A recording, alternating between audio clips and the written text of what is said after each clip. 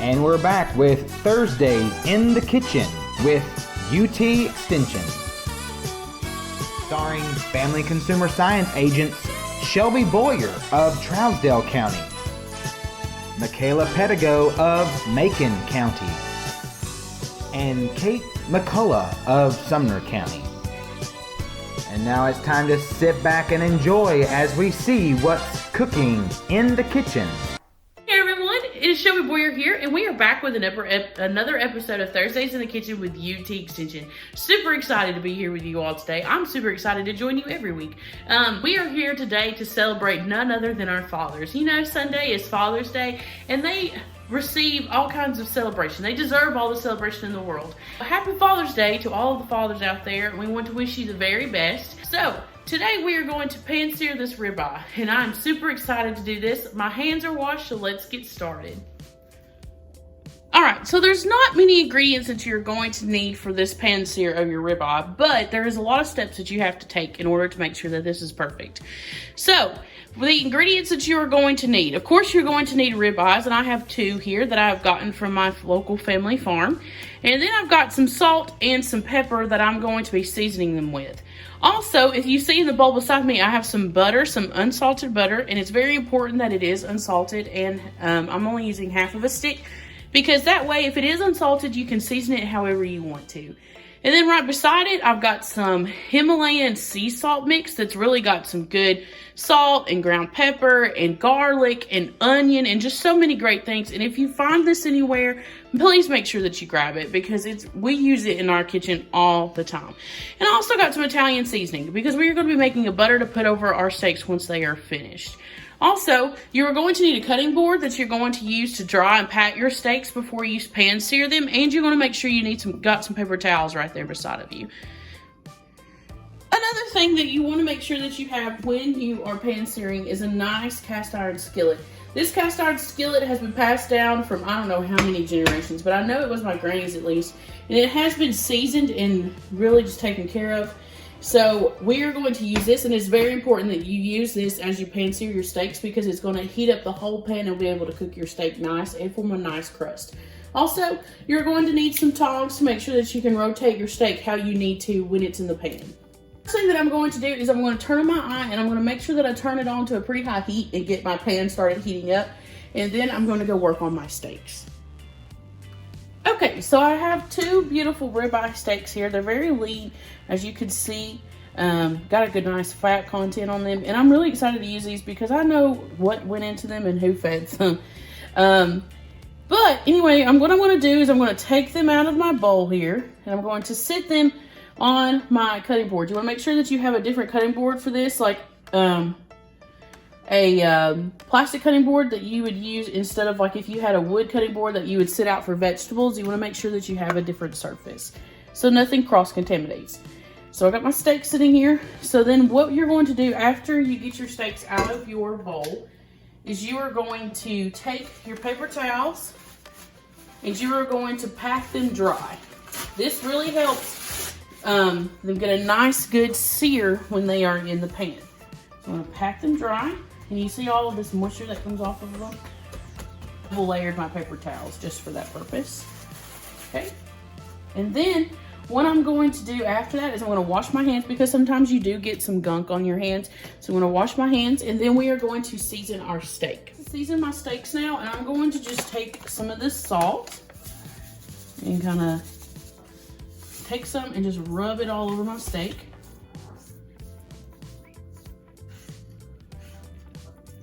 Make sure it gets nice and seasoned. I'll probably take some in my hand here. And I'm going to sprinkle on the outside of this one as well. Good nice season on the steak. I'm going to put pepper on them. Okay, so my steaks are seasoned on both sides, and my pan is hot, it is steaming, and so I'm going to just add some oil to my pan, some olive oil, and then it's going to get hot really quick, and you can already see that it's starting to get hot right there. And then so what I'm going to do is I'm going to add in my first ribeye steak in. And a nice sear. just cook this on each side for about 3 to 4 minutes. All right, so my steak is searing very nicely in the pan, and while it is searing, I'm going to mix up my butter. So I have some butter here that I brought to room temp. You want to make sure that it's pliable and you can work it just like this. So I'm going to take my Italian seasoning and I'm going to sprinkle in as much as I want to, but it's probably going to equal out to about a teaspoon.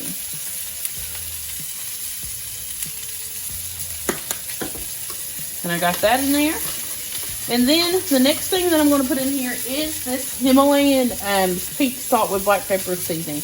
McCormick has come out with this. It is an all-purpose seasoning. I promise you, it is the best seasoning ever because it literally just has salt, pepper, lemon, red bell pepper, all kinds of good things in here that really is just flavorful that you're going to be using in your kitchen anyway. And honestly, it saves me a lot of ingredients and a lot of time. And I found this just at like Walmart, Food Line, places like that. So I'm going to throw this in here too. I'm going to use probably about a teaspoon to a teaspoon and a half. I'm going to mix all this up together. And you have a nice seasoned butter that can go on your steak. Okay, so my steak is cooking nicely. So what I'm going to do now is I'm going to pick it up and you see that nice crust that it's got on it. And then I'm going to flip it to the other side and let it cook. Alright, so while the steak is cooking, there's just something that I want to show you. So, I know different people like their steaks different temperatures. Instead of using a meat thermometer, another way that you can test to see if it is the temperature that you like is by your touch test. Make sure that your hands are washed when you do this, but if you are wanting to figure out how to tell if it's like medium, medium well, those kinds of things, this is the best trick and the best tip. So what you're going to do is you have your hand like this, and you're going to put your thumb in, and you're going to bring one finger down. If you're going to bring one finger down, then you know that it is going to be medium. So you're going to touch this, and then if this feels, the way that this feels right here on your palm, the way that this feels is how your steak should feel if you wanted it to be like medium rare to rare. And then if you bring another finger down, it'll be medium. Another finger down will be well. And then of course, if you have all fingers down and you make a fist, if you hit right here, it's going to be well done. That is one of the ways that you can tell if your steak is cooked according to how you like it. Okay, so I'm going to just kind of finger touch my steak, and it really just feels like one of this right here, kind of how I would like it. It's just like this. But, so what I'm going to do now is I want to check and see if it's got that nice crust, and it's working on it, and it does. So what I'm going to do now is I'm going to actually put some butter in here, and I'm going to throw it on top of our ribeye steak. Okay, so what I'm going to do is I have got my butter here, and I've also got a hot pad on, just so I can hold the pan properly. So I'm going to take my butter, and I'm going to take just about a tablespoon out of it, and I'm going to put it right in the pan. And as I throw it in the pan, of course, it's going to start to melt and brown. And so while it does that, I'm going to hold my steak up, put the butter on top, and then I'm going to take these brown bits and just kind of spoon the butter over the top of the steak. And you see that? Literally, it pulls down here at the bottom, and I'm going to spoon it on top. Now, I'm going to take my steak off the heat. So I have taken my steak off, and I'm letting it sit on the this plate. I'm going to let it sit here for 10 minutes. You really want your steak to rest, because that way all of your juices and everything that has been cooked and flowing throughout your steak can stop and stay there and make it a juicy steak. You don't want to cut into it right away, because it will run everywhere, and then your steak will become dry. I sat down, and my steak is so nice and so perfect. So good. So I have actually cut into it, and you can see it's medium. It's still a pretty color. And I did the finger test on it, but I'm going to see how well it tastes. So we got my steak knife out. I'm just going to cut me off the bite here. Go. Oh my word. Love it. Super good. I'm telling you, your dads are going to love this if you do this for them, no matter what you make it. And I just showed you one of the ways that I really like to cook steaks, but grilling is also an option too. And you can do the butter and stuff on there just the same. I'm gonna sit here and I'm going to enjoy my tasty, tasty steak. But next up, we have Michaela Pettigo, who is going to be telling us about some nutrition facts just about beef in general. And how happy Father's Day to all the fathers out there again. Thank you so much, and we'll see you guys later. Thank you, Shelby, for showing us how to pan sear a ribeye steak for Father's Day or any day. Now I'm going to cover nutrition facts about beef. When it comes to beef and your health, beef contains important nutrients that your body needs. You may be surprised to hear that in just one 3-ounce serving of cooked lean beef, which is about the size of a deck of cards, you're getting approximately 175 calories on average and 10 essential nutrients, including about half the percent daily value for protein. Let's explore more facts about this powerhouse of nutrition. Beef has big nutrition packed in a small package. Here are beef's top 10 nutrients that work to keep your body going. Iron helps your body use oxygen. Choline supports the nervous system development. Protein helps preserve and build muscle. Vitamin B6 and vitamin B12 help maintain brain function and give you energy. Phosphorus helps build bones and teeth. Zinc helps maintain a healthy immune system. Niacin supports energy production and metabolism. Riboflavin helps convert food into fuel. And selenium helps protect cells from damage. When it comes to high quality protein, beef provides many nutrients in a smaller serving size than some other protein choices. For example, you'd have to eat at least 8 ounces of cooked chicken breast to get the same amount of iron found in a 3-ounce serving of cooked beef. And when comparing zinc, you'd need to eat 20 ounces of cooked chicken breast.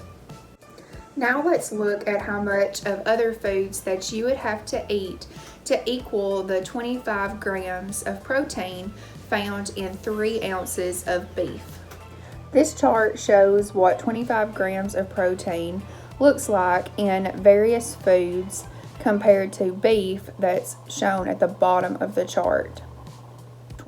So 3 cups of quinoa, 6.5 tablespoons of peanut butter, 1 2/3 cups of black beans, and 1 1/3 cups of edamame. All have the same 25 grams as 3 ounces of beef. Also, you can see that there are calorie differences between the amounts of each of those foods compared to beef. There are many different cuts of beef. We encourage you to eat mainly lean cuts of beef. So let's go over what lean means. The word lean means that a 3-ounce serving of lean beef contains less than 10 grams of total fat, less than 4.5 grams of saturated fat, and less than 95 milligrams of cholesterol per serving. When trying to choose leaner cuts of beef at your grocery store of choice or from local farmers, look for the words loin or round in the name for the leanest beef cuts. Therefore, lean beef is a nutrient-rich, high-quality protein source, and it's easier than you may think to build a healthful diet with beef included. You can find plenty of recipes that feature lean beef cuts along with fruits, vegetables, and whole grains at beefiswhatsfordinner.com. Now to Kate for grilling tips. Thank you so much, Michaela. So we're back again. This is Kate, and I am here with my dad, Ken Kuntz, for our special Father's Day edition of Thursdays in the Kitchen. and he will be going over some grill safety tips with you. It's the basic steps that you do each time that you cook. I would take your grill first, make sure if you have these to make sure that they're secure, that your grill is not going to move or take off down the driveway on you while it's lit. Make sure you're stationary. Open the top always before you're going to turn on your gas. That's a number one. Open it up. I always turn off my gas grill or the tank. I turn the tank off each time and make sure that it pops. You know that it's stopped, and then you turn the dials to off. Therefore, all the gas is out of the lines and you don't have to worry.